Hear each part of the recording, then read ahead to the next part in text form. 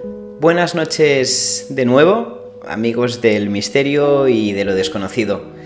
Os damos de nuevo la bienvenida a un nuevo capítulo de Misterios en Aitana. En el capítulo de hoy abordaremos la temática de las leyendas urbanas. Siempre hemos creído que las leyendas urbanas han de tener voz.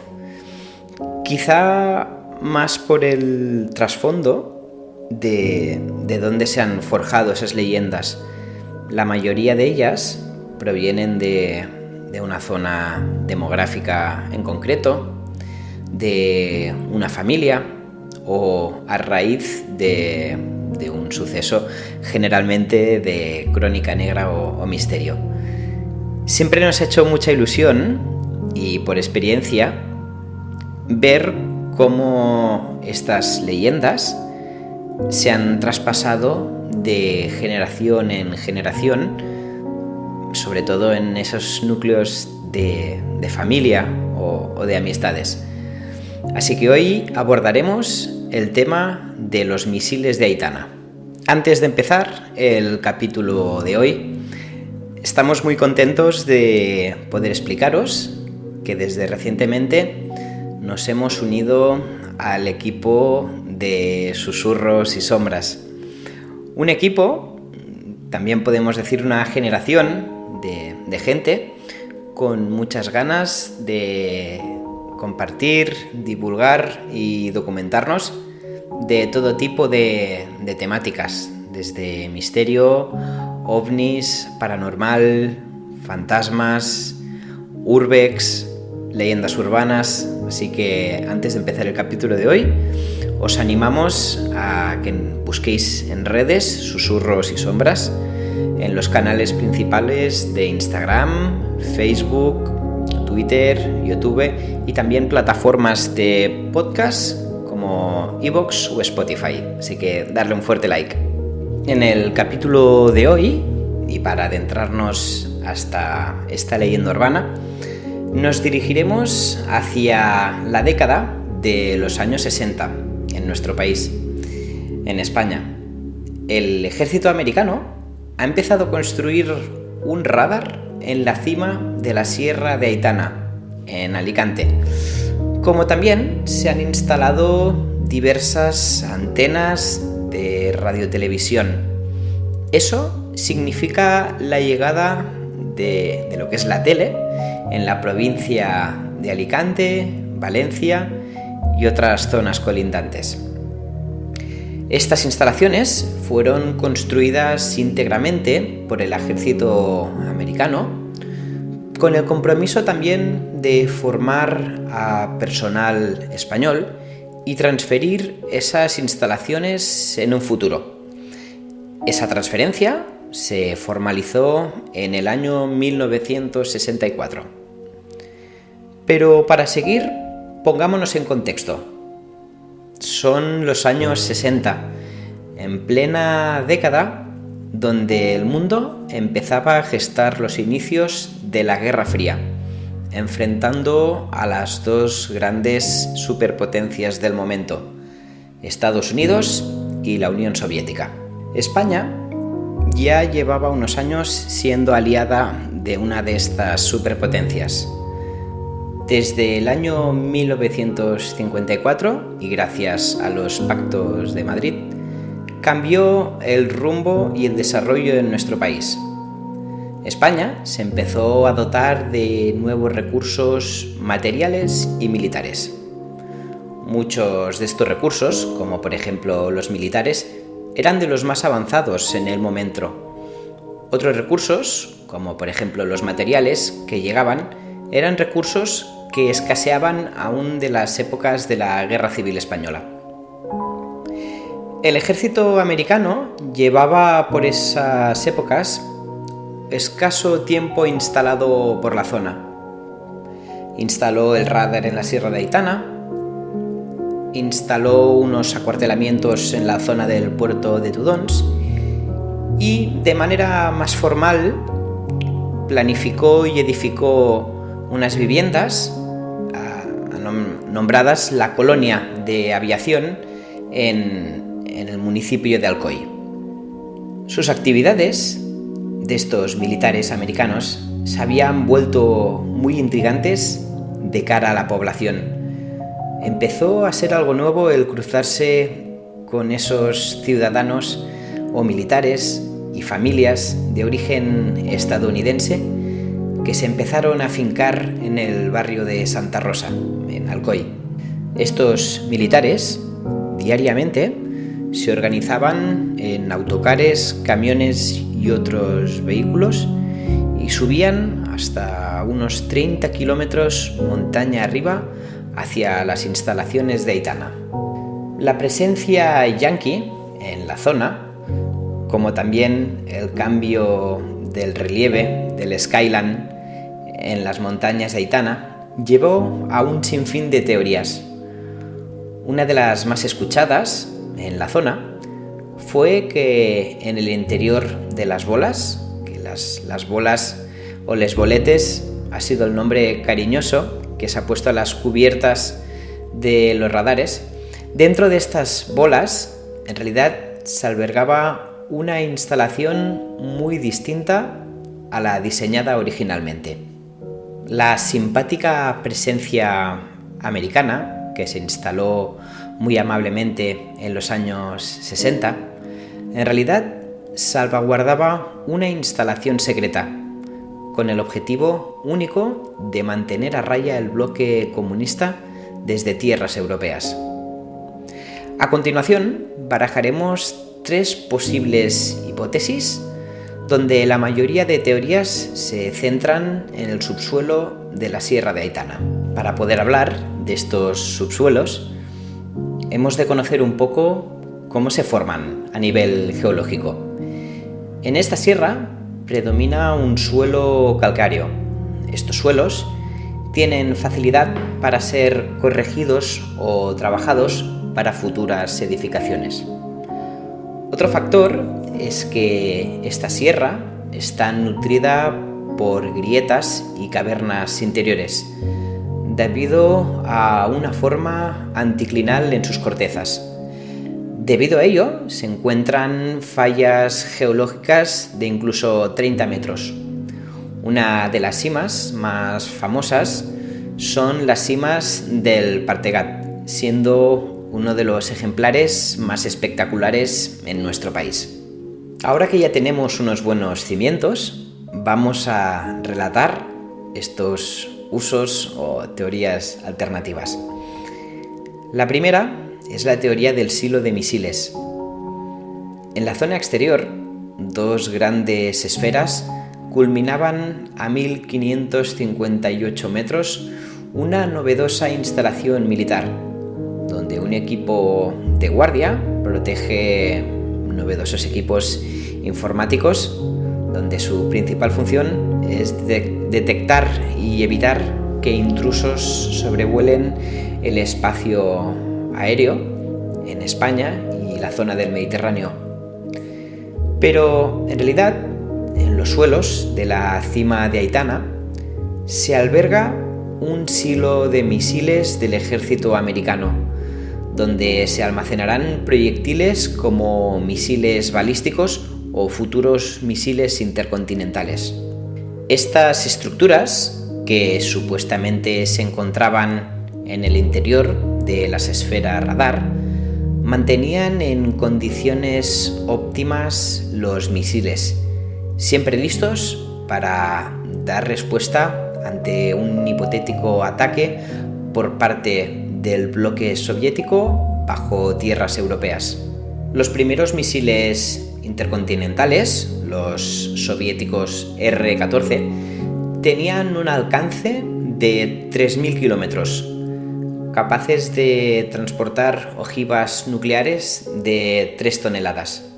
En la primera década de los 60 o hacia los 70, el alcance de estos misiles, de estas armas nucleares a nivel intercontinental, solo era posible mediante bombarderos estratégicos como los B-52. Tenían un radio de combate de hasta 8.000 kilómetros. Un silo de misiles en la Sierra de Aitana permitiría a la potencia de Estados Unidos atacar desde un suelo que no es el suyo, a muchos más kilómetros, directamente a otras potencias soviéticas de la época, como Alemania Oriental, Polonia, Lituania o Ucrania. La siguiente teoría es que Aitana formaba parte de un almacén estratégico. El acuartelamiento de Tudons, ubicado a unos kilómetros del radar de Aitana y a pie de carretera, reunió durante muchas décadas miles de hombres que pasaron por ahí, por esa base, a realizar el servicio militar. Una de las funciones encomendadas, aparte de dar seguridad al radar, a sus instalaciones y asegurar su correcto funcionamiento, era el de dar soporte logística a tropas americanas. Esas tropas se encontraban en la zona del Mediterráneo. La base de Aitana tendría también la función logística de almacenar dentro de ella recursos estratégicos. Es cierto que en España la ley obliga a mantener existencias mínimas de petróleo para abastecer servicios esenciales durante 92 días. Se ha especulado mucho sobre que también esos acuartelamientos, que a día de hoy están conectados por una carretera privada de unos 8 kilómetros, están conectados entre la cima y el acuartelamiento. Pues bien, se ha hablado que desde el interior de la montaña, el acuartelamiento y el radar están conectados a nivel interno. Haciendo un poco de números, estos serían unos 4 kilómetros, donde en el interior se almacenaría todo ese material estratégico, incluso también conectando con la primera teoría, todo ese arsenal nuclear de una manera secreta. La tercera y última teoría es la que hemos nombrado como la teoría del CERN. El CERN es una organización europea que se dedica a investigar y desarrollar el trabajo nuclear. Trabajan desde el año 54 en el municipio de Meiringen, en Suiza. Ahí se alberga uno de los laboratorios que ha logrado hitos tan importantes como aislar átomos o el descubrimiento de bosones, que son tipos de partícula. Debido a la influencia americana, se ha relacionado el acuartelamiento de Aitana como una tapadera para albergar una instalación ya de carácter científico, pero tutelada y protegida por militares. Recientemente, Carles Torà, también conocido como Mr. Tartaria, hizo referencia a esta posible teoría. El comunicador y divulgador, también creador de contenido, Jordi Wild, organizó este verano, en un capítulo suyo, un debate entre un equipo de científicos para confrontar teorías de la conspiración y misterio o lo paranormal. Javier Santolaya, doctor en física de partículas y divulgador científico, se acompañó de Rocío Vidal, conocida también en redes como la gata Schrödinger. Ella tiene un máster de comunicación científica y saltó recientemente en redes por infiltrarse, digamos, en el grupo que está montando Amadeo Llados. En el equipo de defensores de lo paranormal y misterio estaba Carles Torà y David Parcerisa, también conocido como Rimbel35 en redes sociales. Vamos a escuchar, también conocido como Mr. Tartaria, echar un pequeño corte de cómo Carles explicaba o daba referencias de esta instalación. Vale, yo lo que quería decir al respecto, no del CERN, pero que en el fondo es un ejemplo parecido, hay una base en España, en la provincia de Alicante, una base que antes era de Española y ahora es de la OTAN, pero el servicio que hay ahora militar, de policía militar, son españoles. En esa Vale, yo lo que quería decir al respecto, no del CERN, pero que en el fondo es un ejemplo parecido, hay una base en España, en la provincia de Alicante, una base que antes era de Española y ahora es de la OTAN, pero el servicio que hay ahora militar, de policía militar, son españoles. En esa base suele haber un número entre 5 y 6 policías militares en esa base, repito, todos españoles, pero la base es de la OTAN, y hace nada, 3 días, 4 máximo, estuve en esa base, porque conozco a una de las personas que están en esa base haciendo el servicio de policía militar. En esa base yo había estado hace unos 15 años y cuando esta persona me vino a ver para hablar de otras cosas, dije, ¿todavía estás arriba en la base? Y dice, sí. Digo, oye, una pregunta. Digo, ¿y tú ves las luces que se ven por la noche? Dice, coño, ¿qué luces? Digo, hostia, tío, todo el mundo en la región sabe que hay luces por encima de vuestra esfera. Hostia, pues tío, llamarme porque yo no las he visto. Digo, vale, yo lo que quería decir al respecto, no del CERN, pero que en el fondo es un ejemplo parecido, hay una base en España, en la provincia de Alicante, una base que antes era de Española y ahora es de la OTAN, pero el servicio que hay ahora militar, de policía militar, son españoles. En esa base suele haber un número entre 5 y 6 policías militares en esa base, repito, todos españoles, pero la base es de la OTAN, y hace nada, 3 días, 4 máximo, estuve en esa base, porque conozco a una de las personas que están en esa base haciendo el servicio de policía militar. En esa base yo había estado hace unos 15 años y cuando esta persona me vino a ver para hablar de otras cosas, dije, ¿todavía estás arriba en la base? Y dice, sí. Digo, oye, una pregunta.